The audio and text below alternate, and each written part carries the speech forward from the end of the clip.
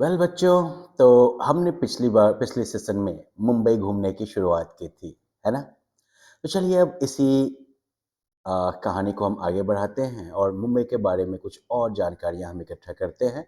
लेकिन उससे पहले आदित्य और प्रकृति की एक कहानी हम लोग जान लेते हैं। Aditya and Prakriti were having a leisurely talk with their father on a Sunday afternoon. और प्रकृति जो है ऐसे ही फुर्सत में जो है अपने पापा से बात कर रहे थे संडे आफ्टरनून को। They were discussing Hindi films and how they were made. वो लोग जो है हिंदी फिल्म्स डिस्कस कर रहे थे और कैसे हिंदी फिल्में बनती हैं। Their father told them that once he went to Mumbai with his friend. उनके पापा ने जो है कहा उन्हें कि एक बार वो मुंबई गए थे अपने दोस्त के साथ। His friend's uncle was in film production. उसके दोस्त के चाचा जो थे वो फिल्म प्रोडक्शन में थे। ही promised to show them the shooting of a movie. उन्होंने जो है इनसे वादा किया था एक फिल्म की शूटिंग दिखाने का। Till then they had a rosy picture of the film world. तब तक तो उनके दिमाग में जो है फिल्मी दुनिया की बिल्कुल अच्छी वाली तस्वीरें थी। Okay, to them working in a film meant all the comforts, fame and luxuries. उनकी नज़र में फिल्म में काम करने का मतलब हुआ कि सारा आराम, नाम और सुविधाएं आपको मिलेंगी। Their father recalled it was a hot day. उनके पापा जो हैं वो याद करते हैं, किनके पापा? आदित्य और प्रकृति के पापा। वो याद करते हुए कहते हैं कि it was a hot day. ये गर्मी वाला दिन था। Being a coastal area, it becomes very humid in Mumbai during summer months when it's not raining. Coastal area होने की वजह से मुंबई जो है वो काफ़ी उमस वाली जगह हो जाती है गर्मी के महीनों में जब बारिश नहीं हो रही हो तो।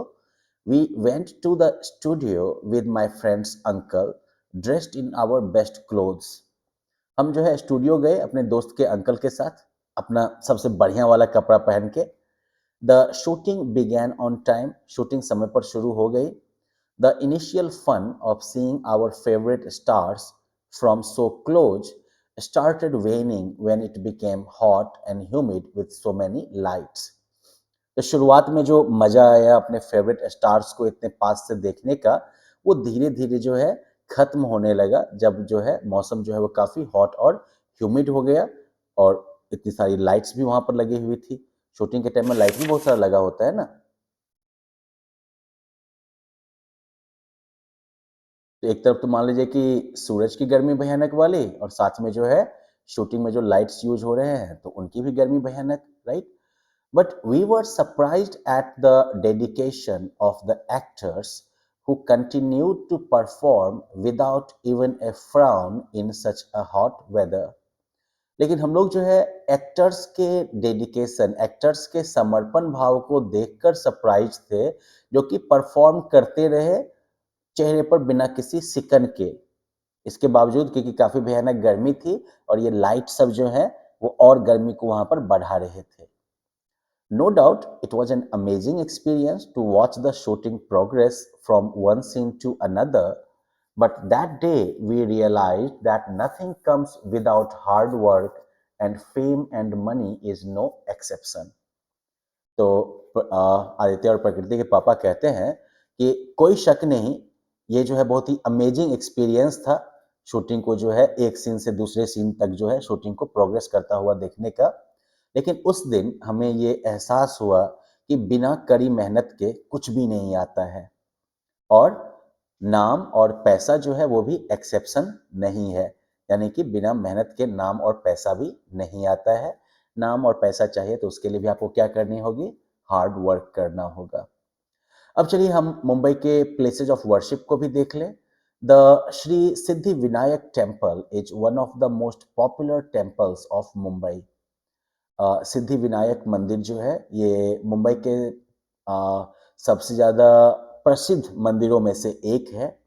Lord Ganesh is worshipped here. यहाँ पर जो है भगवान गणेश की पूजा होती है। The Haji Ali Dargah is built right in the sea. Haji Ali Dargah जो है वो ठीक समुद्र में बनाया गया है। The Cathedral of St. Thomas is also a popular landmark of Mumbai. Cathedral of Saint Thomas जो है ये भी मुंबई का एक पॉपुलर लैंडमार्क है। ये भी एक जानी मानी जगह है मुंबई की। Built in 1718, it was the first Anglican church इन मुंबई। 1718 में बनाया हुआ ये मुंबई का पहला एंग्लिकन चर्च था। एंग्लिकन चर्च जो है वो एंग्लिकन क्रिश्चियनिटी को रिप्रेजेंट करता है, जो कि इंग्लैंड के क्रिश्चियनिटी के सेक्ट को कहते हैं। अब चलिए प्लेसेस ऑफ वर्शिप के बाद पूजा पाठ कर लिए तो कुछ खाना पीना हो जाए।